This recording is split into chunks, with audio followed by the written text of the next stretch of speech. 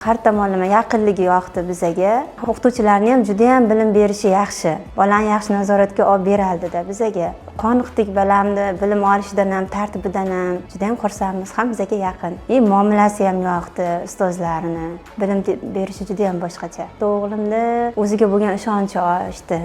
Oldin sal ikkilanib fikrlarni qildi. Hozir maqsad qo'ygan, oldiga shu maqsad bo'yicha harakatda.